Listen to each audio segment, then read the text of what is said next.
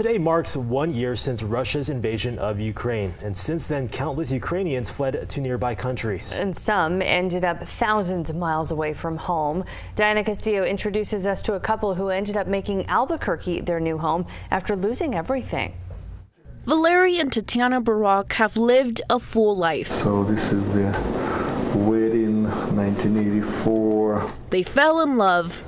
This is our first son. Had children, became educators, and made Mariupol, Ukraine their home for over 30 years.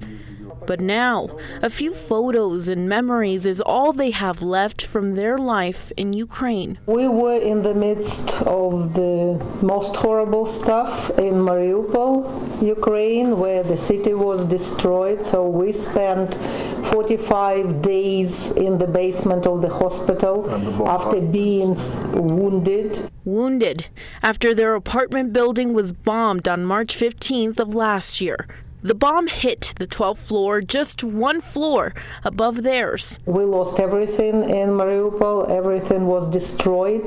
So at our age, we need a new start.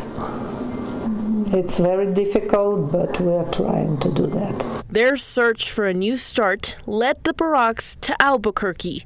After learning about what happened, Don and Mark McKenzie welcomed them to their Albuquerque home with open arms. And so we were more than happy to have them come here and live with us. You see, the Baraks and McKenzies aren't strangers. Their friendship started nearly 15 years ago. We adopted two girls from Ukraine in 2009, and Tanya helped us so much while we were there as a driver and an interpreter and facilitator. Yes, a facilitator. Found a place, let us stay at an organization where she worked, and so then we became friends, and they've been to visit, and it just seemed like the natural thing to do to encourage them to come here when they needed a place. The Baraks have been staying with the McKenzies since late August, and they are still adjusting to their new life. The Baraks taught English in Ukraine for over 20 years. But here in the U.S., they are struggling to find employment. As for now, we are open to basically any job.